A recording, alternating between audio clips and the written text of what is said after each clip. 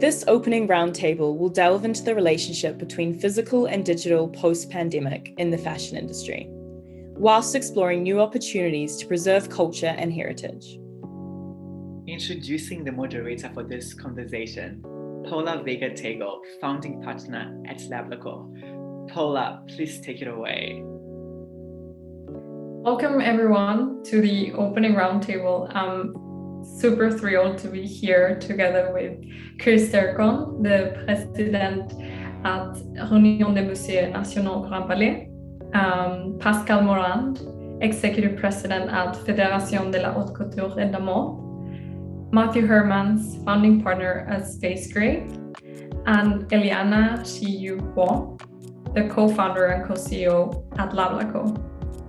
In this panel, we'll try to delve into the relationship between the physical and the digital post-pandemic fashion future, while decoding the new opportunities to preserve culture and heritage. So this panel is everything about redesigning new spaces, new ways of interacting with people, and also new ways of creating content. And with the learnings from the pandemic in mind, this year of the summit's topic was about redesigning society. From your perspective, in what ways do you think society needs to be redesigned? The layout of exhibitions, the layout of museums will become very much different. I mean, people want comfort spaces today and want to feel comfortable in these spaces. So we're finally going to stop making sure that we load our exhibitions because of financial, economical reasons with packs of people, because people do not take it anymore. And they don't take it anymore because to go to a museum is a conscious decision because you have to take a reservation. But because you want to take a reservation and you need to take a reservation, you visit museums and cultural spaces differently. For instance, you say, well, I have the chance to go somewhere. I took the decision, I have the possibility, and there is a slot. That means I'm going to maybe want to use these spaces differently, like long duration. I not just go to visit the museum, I also want to spend a while because I feel comfortable and I have decided this. I'm going to spend longer in the museum, and I call that the long duration. So comfort, long duration. An exhibition display is going to be quite different because it's becoming a matter of inventing a public form, a form for the public, not just for the artworks, but for the public. And that's even going to influence the architecture and design of cinema space, theater space, what it means to be in a collective space together as a collective. So I wish I could turn to what I did in the past, work with architects and designers and teach architecture and designers. Pascal, Paris Fashion Week is always trying to embrace innovation. Can you share some learnings of hosting the Digital Fashion Week, opening also to a larger audience, and just the possibilities provided by the digital space? I will talk like in more general terms like Chris did, and not specifically about fashion. Fashion is part of the story. But as Chris said, we're in a big change, which is obvious to say, but what does that mean? What we know is that the pandemic has fully accelerated the digitalization of society in any economy, in any aspect. This is the point. It has been much quicker than it would have been. Probably we wouldn't talk with the same way. Maybe Zoom did exist for sure, and WebEx did exist, but it was much less natural. So what has happened in 6 months would have taken 6 years. What has happened in 1 year would have taken 10 years. So, and to me, that's the first point. To me, we fully entered into the 21st century. And what I mean by that, the 21st century, what I mean is that technologically, meaning in the past, the digital was completing the physical, and now the physical is completing the digital. And so it's reversed. But to say that this simple reverse effect is a considerable move in any aspect if we applied it to anything. And then, so this happens, and then in the next years, we will keep on moving, and both universes will be integrated, because now you cannot open, listen to the radio, or open a media without seeing the word Metaverse. And 3 years ago it was AI, and 3 years ago it was 3D printing, and 3 years ago it was, and 3 years before each time, it was augmented reality and so on. The point is, there is one word, which is virtualization. 3D printing makes links between the physical objects and the virtual objects. And same story with the NFTs and so on. But the point is, it's a process of virtualization. And this virtualization leads us to this new full accomplishment of this, let's say, 21st century. What I mean by that is that it happens exactly what happened in more than 1 century ago with the second and the third industrial revolution. Now some people use the word of the third industrial revolution with the digital one, and sometimes the fourth one, but the fourth one is very much linked. There are also other technological innovations in terms of biotechnologies, etc., etc. But all this is led by the fact that software, as it is often said, is eating the economy and also the society. So to me, that's one aspect which is extremely important. And then there is a second aspect, of course, which is the sustainable revolution and sustainability challenge, which is a revolution which only depends on our actions. But if you look at the let's say COP26, many things happen. It can be disappointing somehow, but anyhow, it's very much macro aspect. So it's macro objectives. But the point is to establish the link between the macro and the micro. And that is always tricky and complicated. This is thing that we work on, and Chris and his teams also is working on that constantly.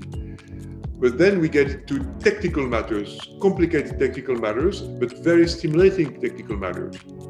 So that's the second, let's say, revolution, which will depend on our actions. And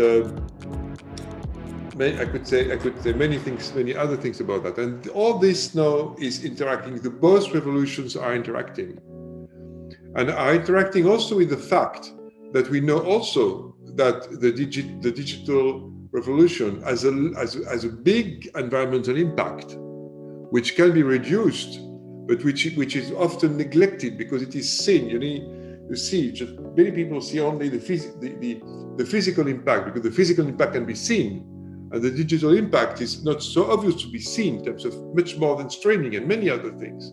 But all this is creating this big move, which is also a technological move, and with the challenge of the scarce resources,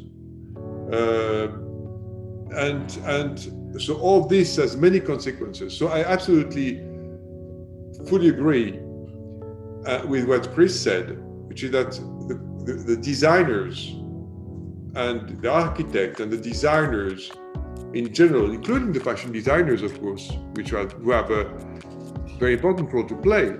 But let's say, I take design in the global sense, have a big role to play, not only to make new furniture, not only to make new objects, but to design what will happen.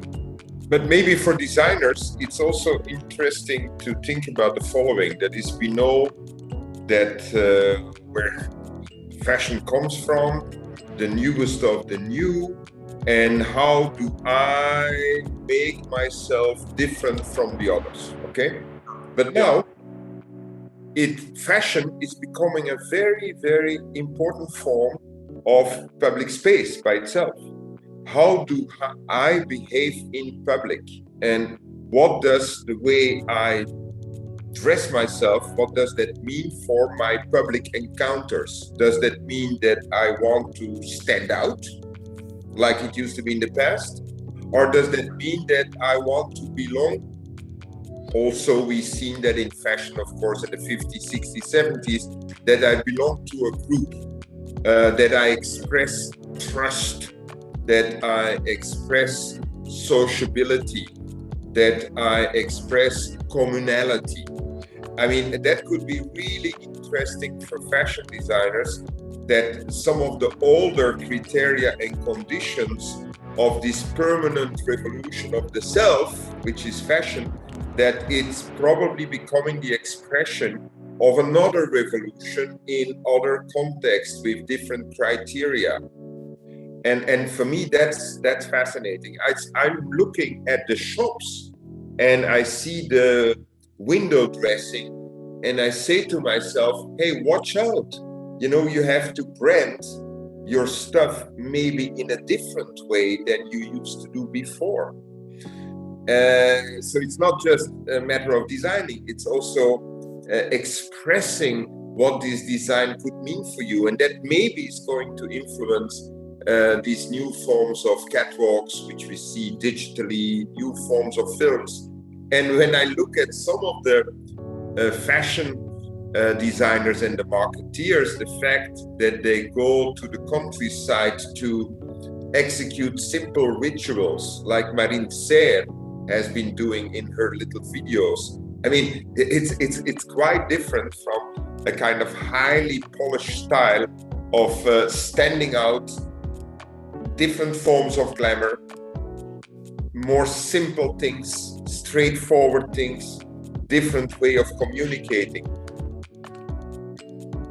And for you, Matt, I'm thinking what elements were important also when designing a digital twin of an existing building such as the Grand Palais Éphémère, and just thinking also how you worked backwards from having the physical item and then into the digital one. So, you know, the destination for all of this is yet to be understood and appreciated. It could even be for another generation. You know, the digital existence is effectively unlimited. We can be in a bubble world and we're all tentacle creatures, you know, swimming around each other. But for now, we're still in a transition zone where, you know, the concepts of skeuomorphism, that if we build facsimiles of the real world in the digital world, then we understand naturally how to interact with that. You know, you see a tree in virtual reality and you go, I understand that this is an immovable structure. It's green, it's life.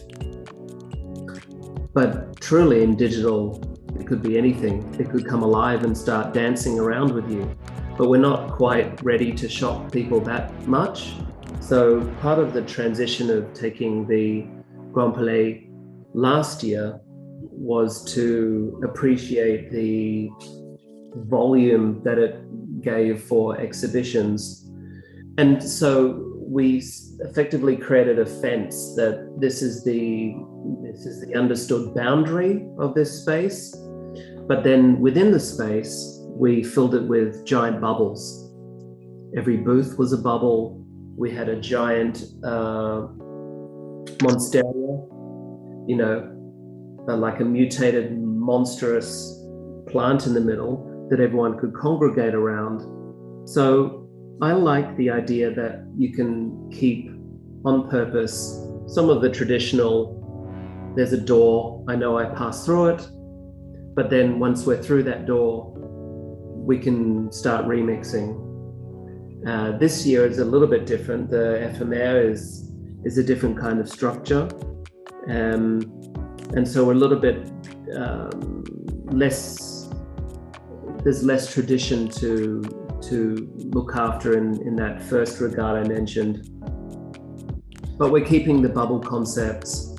We're keeping the idea that we can teleport, that the space is actually probably 5 times bigger than the physical real estate is. Once we start teleporting through these alternate, you could call them dimensions, but they're effectively virtual real estate. I think we've got at least 30 of these booths where partners present all of their artifacts. And that's much more than could really fit in the physical building. So we're taking it gently so that people feel that this is more of an extension of reality rather than a shocking replacement, which is what it really is. And Chris, what elements were important when designing a physical extension of the Grand Palais Éphémère? Grand Palais Éphémère was designed for the purpose of our activities, but also for the purpose of the Olympics. And it's designed almost as a giant black box, a giant cinema studio, because that for the Olympics, since a number of years, the live presentations are basically like mise en scènes to putting things in the media, in television. So it's a huge black box, it's a huge theater space.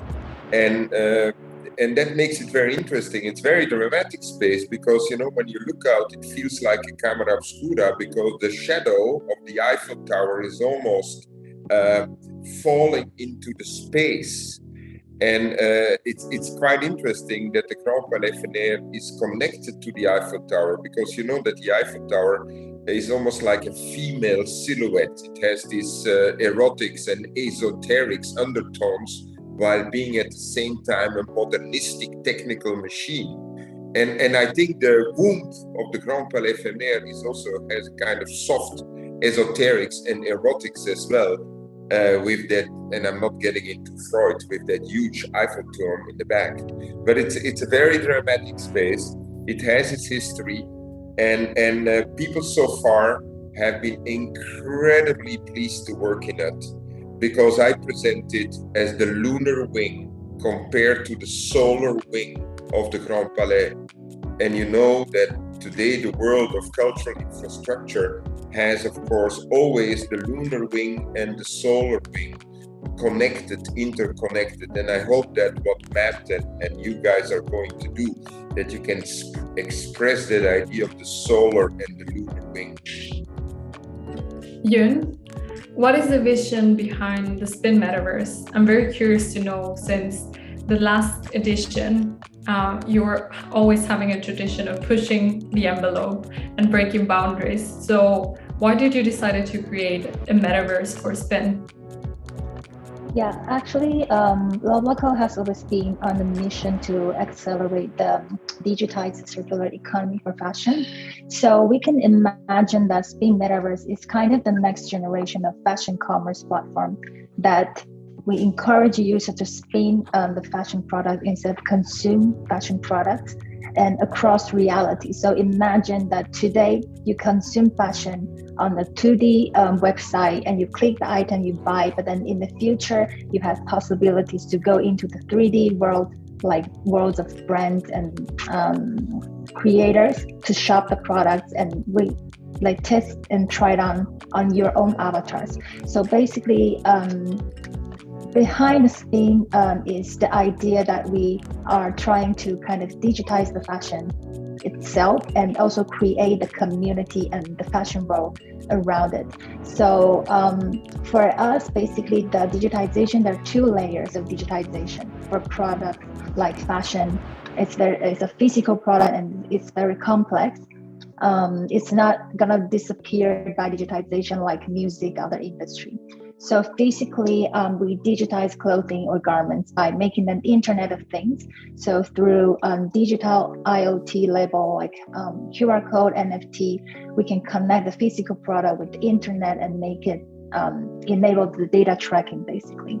And digitally, all the data information of the product, from where the product was made, who made it, that impact, ownership, etc.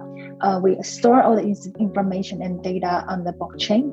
thanks to the nature of the technology, it's decentralized and secure, transparent, immutable. So we call it kind of MP3 of fashion. So design-wise, there also be a digital version of physical product, like digital twin. So created and traced on blockchain, which today it's well known as NFT. So basically, both these two layers together, once the product are digitized physically and digitally, and this way you can spin fashion across realities. So through circular business models with products in the physical world, and with its digital twins in the mixed realities. So for example, you can try on the products of the brand inside the virtual world space, and basically there are more possibilities, like designers, they can create a much more variation of the product itself instead of producing the physical product. So we see that as basically Pascal and Matt already mentioned, it's extension of the physical realities that we are creating around the fashion itself for users and the future of users, that they can basically to experience a different way and make it sustainable also for fashion, basically. And Pascal, can you share more with us about Paris Fashion Week and the Federation's commitment to sustainability? The fashion, let's say, for the consumer or for the citizen is something which is extremely intimate.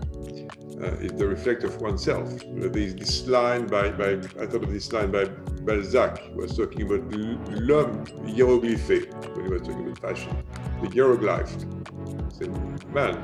But what does that mean to be hieroglyphé, to be hieroglyphed in this new world? What is oneself?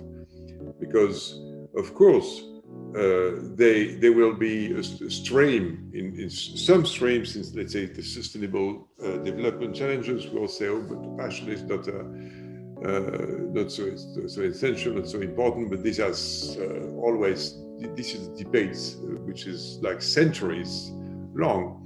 And of course, the question of the desire will be fashion through a desire on how to differentiate oneself or to communicate will remain the same. But the question is, in which universe will it be? And we will, so I mean, the identity that we have will be a physical identity, but also a digital identity.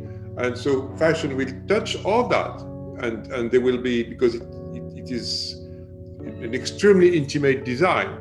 And for designers and for fashion designers, integrating all these parameters and applying the culture, art and culture, and with their own like anticipation and design and creativity will be a fascinating challenge, and it has already started now.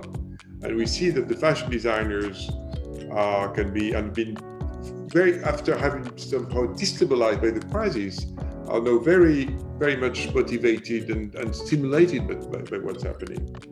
So, and then, so this is, let's say, for fashion as a concept and a reality, and for the sense of the individual and the collective identity. Now, what we do in our role here for the Federation and for Paris Fashion Week is to value as much as possible the creative and cultural dimension. And it's always the same story, that fashion is not an art, but it can become an art when it's made by an artist. And this is what matters in any aspect. So when we were confronted to the pandemic, we didn't move, we sticked fully to the principles, the selectivity principles, to any aspect. And we transferred the principles or laws somehow in the digital sphere. And that was very interesting. So, okay, we want to remain the same, but we cannot exactly remain the same. And we know also, and we saw that in September, that the digital cannot cover any aspect of the neurophysiological experience. And that's, I could comment on fashion again and more than that. And we know that there is this balance between these two words. And what we have done, so we have let's say digitalized everything, and we have become a media somehow. As I sometimes say, we're all media, and individually and globally. And Marshall McLuhan has never been so true, and so obviously true. And concerning sustainability, so we decided to develop tools, because the question is how to measure and to have the sense of measuring. So we have developed tools so as to manage the events value chain for shows, or for fashion shows, in the same way we do that for the industrial value chain. So it's always the question of the management of the value chain, but we have two value chains in our environment, and measuring, and then measuring in a holistic way when we have all these results and so on. And we need, sustainable development for developing the circular economy. We need to measure in a way which is reflecting an ethical view of what we do, and this is true for the physical world, and this is true for the digital world. But at a certain moment, in fine, it relies upon ethical matters, philosophical matters, and not only technical matters. The technical decisions that we make have to be deducted from this, let's say, ethical consideration, and the sense of being fair and measuring in an objective and transparent way. Do you think that the CEOs of the big brands, they take your evaluations, your conclusions, do they take them seriously? Yeah, more and more, very much. We let's say, but the point is very much, and there is also the challenge, but not more for Fashion Week, but more for fashion products, that you see all the creative and luxury brands, the luxury fashion. You have, when you look, it's produced, let's say, more locally. It's small series and so on, and with high quality. But then there is also another challenge, which is more a challenge of public affairs all over the world, to see allegations and how it is measured. We get back to that. But I think there has been a very strong acceleration. I feel, not only think, I observe there has been a very strong acceleration of this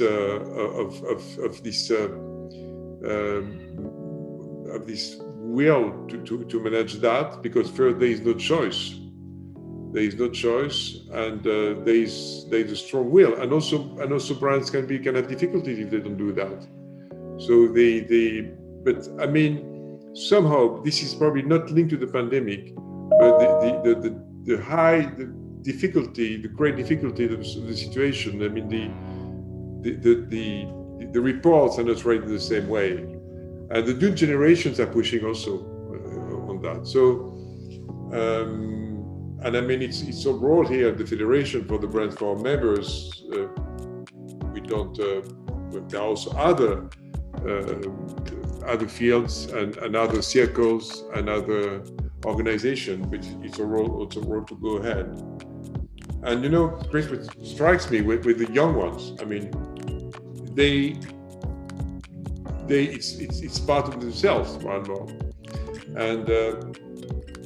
and the point is the measurement, because if they do that in a way which is great, which is convinced, but with the usual criteria, leads in an unfair way to the fact that they have a bad assessment and evaluation with what they do, we do have a problem. So once again, there's a question of the macro and the micro, and for us, the circular fashion, the circular economy world, the fashion and design world, and the creative people and the artists, the creative class, so-called creative classes, we have to take the lead on that. all together. We have to be on the edge, I think, very much, because like that. But I think what's interesting is that more and more brands, also in the car industry, everybody looks at their products as cultural objects, as cultural production. And I think what plays into that, what you're speaking about, ethical matters, let's not forget that fashion brands, they absolutely need to position themselves or to legitimate their products as a form, as an expression of culture. I mean, today when you speak about the car industry, nobody speaks anymore about the cars. I mean, mobility is still a huge issue, of course. It will become a different issue, but they say it's also an expression as a form of a culture. And that's the reason why we speak about moods. And so the cultural legitimacy of fashion, you see it definitely in fashion weeks or in collaborations with dancers, with artists, going as far, to my great astonishment, that very ethical artists, let me say Judith Chicago, a proto-feminist artist, is willing to work with a fashion brand, and that a reclusive artist like Peter Dog is also, wanting to position themselves into that world of fashion. That means also that fashion is taken much more seriously. Yeah. And it's not just anymore something which is frivole, which has only to do with elegance. It's taken much more seriously. And I was struck by a recent ad campaign in Vogue Italia, which was about trekking, about people who go on hiking. And I was thinking, wow, that's really not only practical, but it's very beautiful, the way the stylist dressed up the models in this landscape of people going for a hike. I mean, there are these kind of changes, mood changes. It's fashion is much more than a permanent revolution of the self. It's becoming a very important part of our culture, and not just in France. In France, we developed even a language to speak about fashion. And I've been asked as a consultant on the new initiative, La Maison de la Francophonie, which is dealing with the development of French language. And I said, please look into how French language was developed when we tried to put a discourse about gastronomy, viniculture, and also fashion. You have these complete new ways of expressing and saying things. And I've been, talking to kids who want to come to study fashion management in Paris. And I said, you first have to learn the language, not just French, but you have to learn the semantics, about how to talk about fashion. Now, because of the pandemic, it's probably becoming a much more important language than we thought before. But we don't know the rules yet. We don't know the grammar yet. And we still have to find that grammar through what Pascal is saying, the binary productions, the hybrid productions. We don't understand it yet. Yun, I'm curious to know, as this question has been asked a lot, what does a circular retail platform like Spin has to do with the metaverse, and what is the connection between the metaverse and sustainability? Yeah, actually, it's so funny because in the beginning, we didn't even think about we'll do basically a virtual reality event. All thanks to, I think, pandemic in 2020, and it just opened a Pandora box of new possibilities, because we were thinking, so we cannot do basically a physical event in Paris, and we cannot travel. So what are we gonna do? And then we saw these opportunities and see basically last year we were using Outspace VR. It's already something that we can try it on and to test a virtual event. But then, as Matt knew, for example, the avatar, we didn't have the legs of it. So still we're in the very new era of this new technology, and the last year was super blessed to have everyone there, and everyone was super excited. And actually some team from Facebook were like, oh, this is actually the first time I'm in the real virtual reality event. They were like, oh, it's so easy because I'm in Los Angeles, and it's super early morning at like 5 a.m. or something. I didn't even need to wear the mask or the makeup and the dress. I would just put on the headset and already in the conference room. And actually some people really like bump into other people in the event. And so it's really a really new, exciting kind of experience for everyone. And basically by doing that, we avoid all the flights from all over the world, because basically last year we had around 300 attendees from all over the world, from Los Angeles, Australia, Paris, but everyone like basically at their home, they met up in virtual reality. So basically by creating this kind of event, we save a lot of physical resources. So from constructing everything like booth or printing the paper, so all these things, and also flying people to Paris. So actually the impact of this is really huge. And by adding the digital layer to the metaverse this year, actually there are a lot of very interesting things along the way, because basically creating a metaverse is like recreating a new society. We need to kind of test it out, everything from scratch. So like how to make it the avatar or face moved, and how to basically look like human inside the virtual reality, and also the digital fashion, how to make it move like a real fashion itself. All these things basically by digitizing everything, we can actually gather more data, because for example, we did also a report with IODF to understand how people really want to be like within the virtual reality, like by showing their own avatar. For example, you can change like non-binary and changing the hair color, skin color, all this stuff. Actually, we can really have more data to understand how people really would like to be themselves and how to interact with the fashion products itself. So back to the Chris, you just said, actually the new paradigm, the language.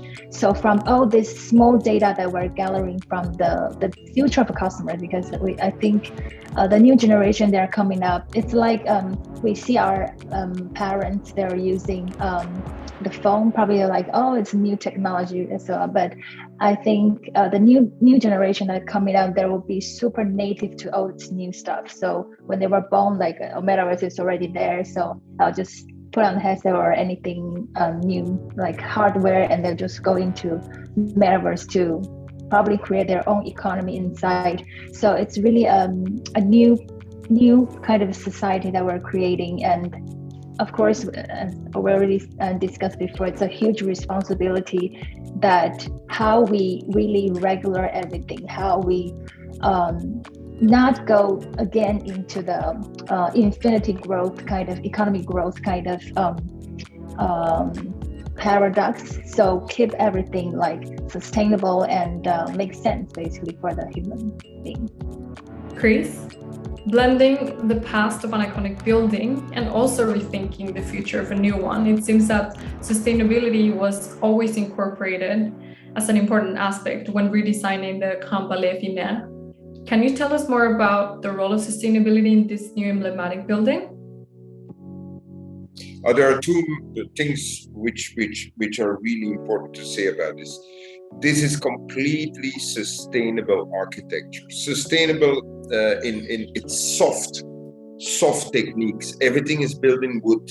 We use textiles. It's built in parts, so it can be taken away easily. It can be even divided in parts. But that doesn't mean that it can stay longer than 5 to 10 to 15 years. If you want to have it stay beyond 5 years, then you have to do something about it. You have to adjust, you have to adapt. When you want to have it stay longer, even after 10 years, then you have more to adjust and more to adapt, because this building is sustainable, but it's also a short-term building. It's not like the Eiffel Tower, okay?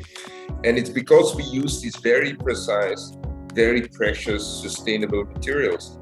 So there are some people who would like to have it, who take this as an example of cultural infrastructure for the future, because indeed cultural infrastructure for the future is up for grabs. Are cinemas going to look the same as did before? The theaters, there are many examples of new forms of typologies of cultural buildings, cultural instruments. Think about the Shed in New York, think about the Manchester International, which is going to open soon in Manchester. Think about the Grand Palais Éphémère. And there are many architects very excited to think about what is cultural infrastructure for the future.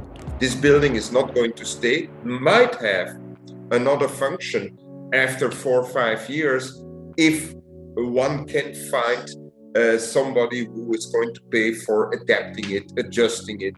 But everything depends on the politicians in Paris, because we got a permission to stay until well after the Olympics. That was our goal, because we moved back to the completely renovated Grand Palais in 2024. So far, this has been a truly fantastic experience. We have been working with dancers, we have been working with theater makers, with virtual reality producers, we have worked with fashion shows, we worked with the FIAC, we worked with Paris Photo. It became really a campus. So it was great to test out this cultural infrastructure.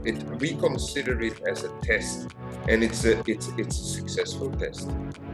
Pascal, as the pandemic showed room for creativity, how would you like to keep on engaging with your growing community, both locally and globally? And how are you planning to sustain Paris Fashion Week presence on both sides?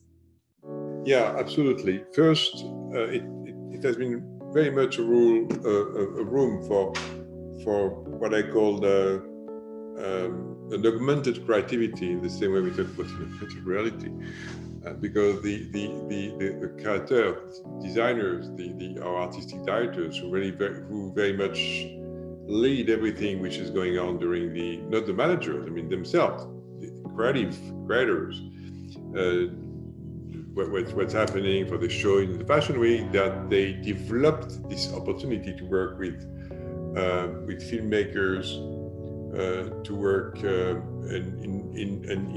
any and not only filmmakers, but with any creative talent being involved in the video sphere or in the digital sphere globally.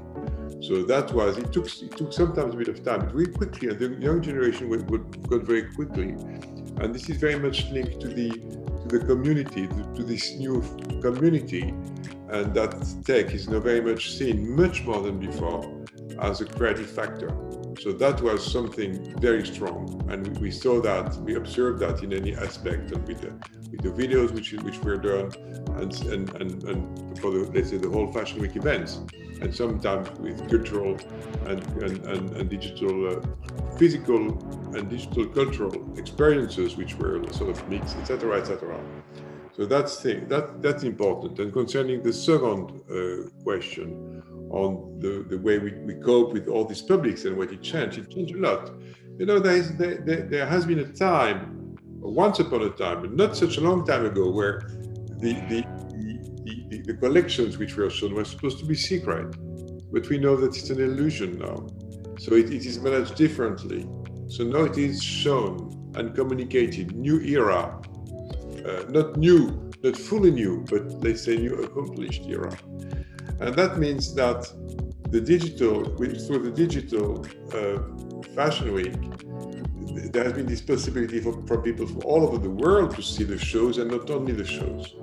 And we saw at the same time that in September, for the Women's Wear Fashion Week, this, let's say, ritualized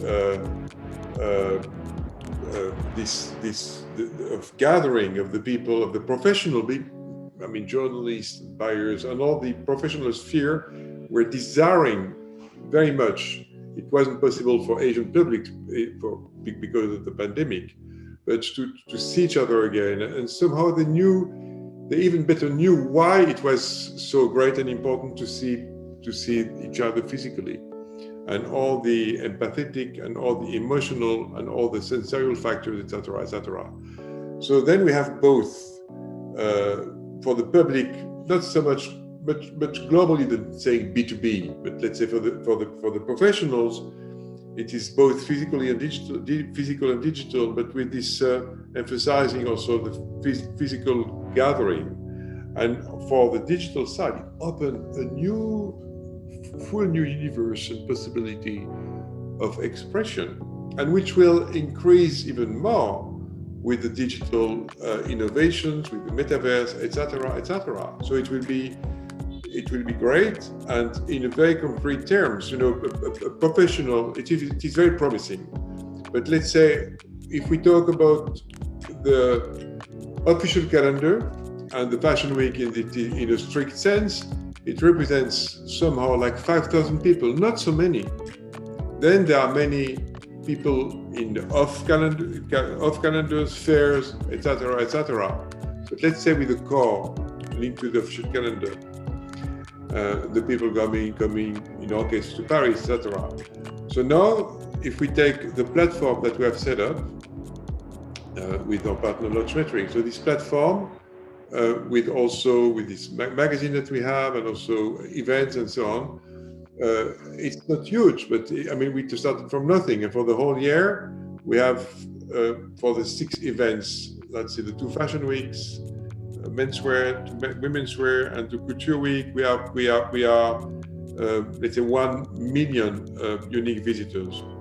And if we take the amplification system that we have set up with the Canal Group in France and with YouTube and with Tencent, more especially, we have beyond or independently of what the brands have done themselves with their own website and Instagram, social network, and so on, we reach for the whole year a level of, let's say, 1 billion. So that has been globally a big change, and this is stimulating for everybody, and it gives an access to fashion, to creative fashion, to everybody in the world, and that is that. So that's a democratic progress. And finally, I would love to know from you, Yun and Matt, if you can share some memories of what it was like to be behind the scenes when building the Spin Metaverse and digital Grand Palais Éphémère. One of the biggest challenges this year compared to last were the avatars, and the avatars last year left a lot to be desired, and part of the push this year was to present the avatars as fashion-centric representations of the user behind them, and that opens quite a big you said Pandora's box. I think it applies to this as well, that we've had all sorts of garments, virtual garments, come through our pipeline. Part of the unlimited nature of this virtual fashion does mean highly impractical outfits, and we are working with quite severe limitations currently with the virtual reality devices. And so it's been fascinating to try and find what is the balance between the unlimited expression that the medium affords, as well as the practical limitations of the devices that we're still using. The good measurement is the PCs that we develop all of this on. We've got 4, 5, 6, 800 watts of electricity, this incredible, powerful machine, whereas the virtual reality devices we're using have about 8 watts. So it's an order of magnitude or more difference between what we're developing on versus what we're consuming all of this on. So that's something I'm looking forward to having change, and luckily there's billions and billions of dollars being put into the research for these devices, and they're changing maybe every 6 months, maybe a year. Been working with holographic devices recently, soon a whole nother medium to explore for next year. Where everything we know is about all of this is very temporary. In 6 months it's going to change, whether that's because of work we've done or because of other people coming into this space as well, new devices, workflows, software, industries. I think in general, like creating a metaverse is like recreating everything from ground zero for what probably we would take for granted today, like how we live, like how we were born, like humans, like how we react to like experience. And for fashion, metaverse is something even more complicated than that, because fashion is an industry of people. It's a form of culture and art, like Chris mentioned before. It registers also the history of humanity. And not only fashion is also a symbol of time. So every garment tells a story of that time. And that's why it's so fascinating and super complex at the same time. So basically to recreate a new society within fashion metaverse that can tell the story and represent fashion's past, today, and future, we feel a sense of great responsibilities and aiming to create the best digital version of human beings, like avatars that we're creating, but at the same time with the freedom to representing who we truly are. So give the freedom to people or community to choose like skin color or your hair color or anything, like through styling garments, yet not losing the beauty of humanity. So I think some very fun moments that, like with the team, also with avatar creator, were kind of understanding. So why this is fashion, this is not, like we have basically the team to kind of everyone specialize in one part. So someone like in charge of like facial expression, like how we're gonna make the face of avatar looks like a human, like smile like a human, or like showing some like fashion styling images to the avatar creator, saying like, so this is fashion and this is not, and why this eyebrow is fashion, this is not. So there's so many like small details that why fashion is fashion. And that is something that when we are really recreating the like avatar inside the platform, we start to see, oh, actually we didn't even think about it because we took it for granted. Like we dress every day, this is my style. But then when you really need to create something from zero and like, so actually there are some difference between like, this is fashion, this is not, or this is human, this is not. So actually it's super fun experience, and we're really excited to see the outcome and the feedback of the community this year. Thank you so much for joining the panel talks. Feel free to visit the galleries, the Impact Design Hub, and the Innovation Hub.